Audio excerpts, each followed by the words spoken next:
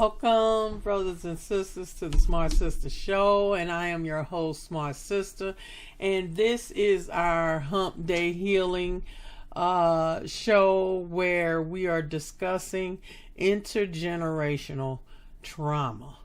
Now, we have gone over what it is, we've gone over the symptoms, and so now I am going to continue our discussion of recognizing intergenerational trauma. Now, last time we talked about how you can recognize your own personal intergenerational trauma, but now I'm going to talk about how it takes place in our families. Obviously, the trauma of slavery had a direct impact on all of our families and how we've been able to cope and survive what happened to us.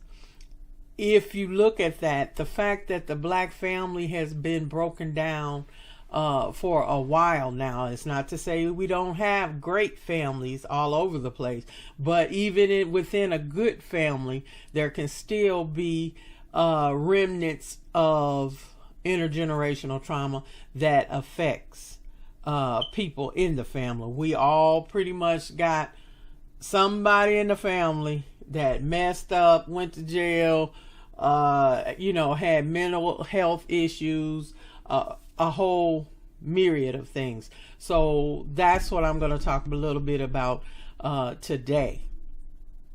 Basically, when you look at us as a people and why we have not been able to unite on the level that we should, and that's the $1 million question of the day, then I think today when we talk a little bit about this, you'll start understanding even a little more. I know I have, in terms of understanding why we don't unite the way we should. Now, before we looked at your own personal intergenerational trauma, you can see maybe things in your life or things that happen, but when you look at the family as a whole, the fact that, say, a great grandmother could have been raped, which most of ours were, greats back in slavery, back during the 20s, during the 30s, during the 40s, and how that's passed on to children.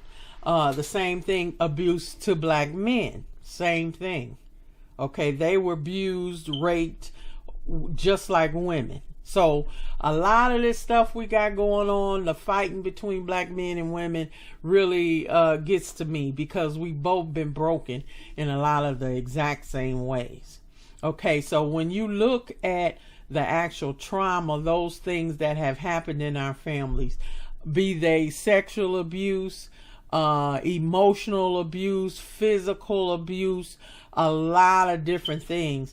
In many ways, we either deny that it ever happened. I know all y'all have those stories where back in the day, when a woman shouldn't have had a child out of wedlock, so they sent her down south, right, for a while, till she had the baby or whatever, and she came back and the baby ended up being being her sister or her brother or whatever, and then it's not till years later you find out that that person was their mother. I mean, come on, most of us have that story in our family. We have all kind of, like they call them, generational curses or whatever, but all that stuff is nothing but trauma, dealing with trauma. So as I said, we either deny anything ever happened, just,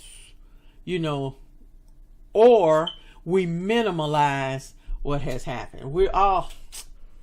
I don't know what she making a big deal about that for, because how many of us already been through that? I know y'all heard that one. It's no big deal, because we went through it. And look how many times we do that to each other. I got mine, now you get yours the best way you can. I made it, so why can't you make it? I dealt with it, so why can't you deal with it? We have a consistent amount of us minimalizing what has happened. So then therefore that goes into denial, which means then we never get the help that we need. And see, that's what from our ancestors before, it wasn't like it was a shrink on the corner that you could go to after slavery and go, oh, okay, oh, this has been so difficult, I think I need a little therapy. So, come on now, we didn't have access, still don't in a lot of ways. So those are the things that have affected us. And then when you look at all of it, I tried to think of what is the one thing that connects all of this stuff together, and that we have so many different people from Uncle Ruckus, like that was on that Boondocks, that all black people wasn't shit, ain't nobody shit, y'all don't never do work shit right, whatever, all the way, to those of us that are trying to be more compassionate toward our own people and trying to unite us and trying to educate us and whatever. So that whole spectrum, where does a lot of that come from? And you know what? It's shame. Now, shame used to be a thing done in Africa where you would shame somebody in the village or in the community that acted a fool, that you were ignored, right? That you messed up, okay? And so everybody knew it, so everybody could ignore you, and you were shamed into acting right and doing what you had to do. Okay. And so when I look at that, that's our culture and where that came from. Then you look at where we are here today, the shame. Those Uncle Ruckuses of the world are ashamed of black people, even though they black, even though they come from the same thing. They're ashamed of being black. They're ashamed of what happened. They're ashamed of how people act. A lot of us, and I'm guilty too, sometimes when you hear something in the news and you're like, Lord Jesus, I hope they wasn't black. And then when you find out, whew, okay, they wasn't black. I mean, that mindset that we still, like, we're ashamed. And even though that has nothing to do with you, I do not have anything to do with somebody walking down the street with their pants hanging down off their ass and acting a zip damn fool. That has nothing to do with me. Okay, but I can be ashamed and think and bring it back on myself, or bring it back on our community, or bring it back on something that we shouldn't even have to be considering like that. That's the problem, unfortunately, with a lot of us and how we see a lot of things that are happening in the world, when it either we are ashamed of it or we go the all way polar opposite, like that's those people. Some of us, Candace Owens of the world, or a whole bunch of other folks, that's those people. I'm with the white people. I'm good because they accept me, and I'm not seen as those other folks. I'm the head nigga in charge over here, so that has nothing to do with me. So that's them, even though it's you, because white folks still see you that way. I don't care how many of y'all trying to run away and act like it's not. No, you still are black. They may say, the fact when they say, oh, you're not like the others or whatever, and you take like that's a badge of honor. Are you kidding? They still, deep down, that's still you. They might tolerate you. They may accept you on that level because you're more like them, but that still doesn't mean they don't see you as a nigga at the end of the day. It's just the bottom line. And some people may debate it. You can debate it all day long. When you look at what's going on in the world and what has happened in this country, nobody has been accepted in our community like everybody else. You still can get, I don't care how much money you got, I don't care your status. Colin Powell couldn't get a cab in New York. God bless his soul that he gone. But you know, he, regardless for who he was, the Republican that he was, the high up in the military that he was still seen as a black man and treated as such. And the one thing I love that what's her name, Jane Elliot says, so since all y'all said it's not so bad and all the racism is going away or whatever, when she asked the audience, how many of y'all would trade places with black people? Somebody stand up. Everything's equal and everything's cool and racism doesn't exist. Okay, how many of y'all would trade places with a black person? Nobody ever stands up. So that, like she said, then that lets me know you know what the difference is. You know what goes on and what happens. So then therefore, don't tell me about nothing. And the same thing with us as a people, y'all. The denial or the minimalization of everything is what has put us in this thing that we're so ashamed, that we don't admit when we're on a certain level that we ever ate pork or greens or cornbread or, oh my God, I could never. Chitterlings? No. You know what I mean? So that is what has had some of us, we're so ashamed when we don't even really know what our true culture really is and how wonderful and beautiful it is and how wonderful and beautiful we are. You've got to defy the lie. I'm going to say it again. We're going to keep on. As a matter of fact, I might make a t-shirt. Okay, defy the lie. We have been lied upon for so long that too many of us have started to believe the lie, and then we act upon it and do whatever we want to do, because we're no longer seeing ourselves as a part of a group, as a part of a diaspora of black people from all over the world. Okay, when you look at us on that level, okay, pull back a little bit. It's 1 billion black people in Africa alone, just like the Chinese. So like I've said before, when you look at all the cultures, all the richness of Africa itself and how that blood is in us and what we do, and we've created a whole new thing. Black people here in the United States, we're a brand new thing because we've synthesized everything and pulled it together, and we continue to create and develop. However, that shame, the shame of abuse, the shame of rape, the shame of mental illness, the shame of so many things that has stunted us, okay, that's what has kept us from uniting the way we should.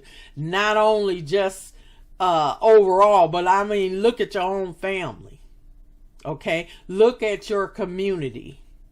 Look at us as a group of people in the United States, a nation within a nation. Okay, then we can go outside of that and look at how we are connected to the diaspora. Okay, that's how deep it's got to get. That's why I'm saying let's do this thing in steps. After you understand intergenerational trauma, after you understand you and some of your habits and some of the things you do, then now that we can understand that in our families, the stuff that happened to our ancestors, the stuff that maybe happened to your great-grandmother, your grandmother, your mother, and what they've had to deal with in terms of what has been passed down to them, then we can start understanding more, because understand how this affects parenting and how it affects the relationships between parents and their children. Look how many times in our families children are traumatized right in the family, regardless of what has been passed down. But 9 times out of 10, it's because of what has been passed down, where a parent may not emotionally be able to cope in order to raise a child. Look at how many parents will knock their kids out. Okay? No attachment emotionally. Okay? A lot of us have been dealt with physical abuse. A lot of us have been sexually abused. A lot of trauma continues. But then you have not been given the tools in which to handle it and to cope with it. That's why I'm saying it's so important that we do seek therapy.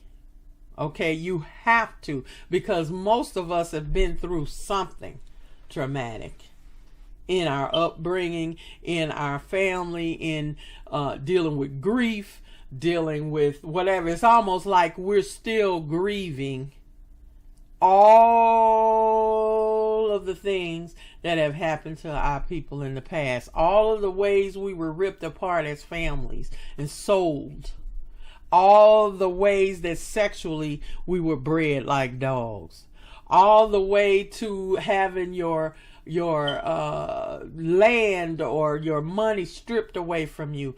Everything, anything humanly possible that could be done to destroy another human being, we've been through it. And you can't deny it and you can't minimize it, because it is what it is. And that is the problem that we got to deal with and that we got to own up to. Too many of us want to deny the shit.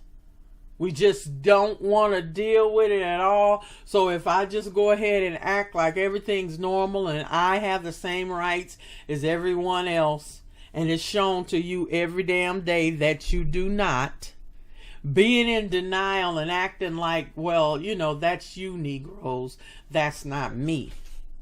Okay, that's you people, not me. Okay, and that individualism bullshit that you've gotten from society as a whole, and you try to get up on it, give me a break, because you will be reminded of who you are. Okay, you will. And I ain't gonna get into a political thing, because y'all know that's my real thing. But while we're talking about this denial and minimalizing, go back. You need to go back and look at your own family. What happened to your parents? What happened to their parents? Let's look at some things people went through in terms of losing family members, in terms of their livelihoods being stripped away, all the things that may have happened in a family, which is the reason why your mama can't emotionally connect to you. Remember, I already talked about how that happens a lot, that we cannot emotionally connect with one another. You can see in our culture over time. Back in the 60s, Black Power, you know, we was together, we was loving on each other, we was out there marching, doing the things to make things better for the next generation. Okay, but then comes the 70s, not so much. Okay, 80s, we already know. That was a done deal. 90s, 2000s, look where we at now. People don't give a damn about other folks. It ain't no more block parties and people coming together and having rent parties to help each other pay the rent. All the kind of stuff we used to do to cope and to help each other. Where is that at right now? Done.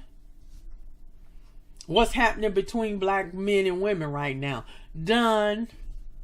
You know, the latest I've heard is that, you know, our black women's biggest competition now are Latinas, you know, and you wonder why you can't get a man. And you know what I'm saying? Come on now. It's too much.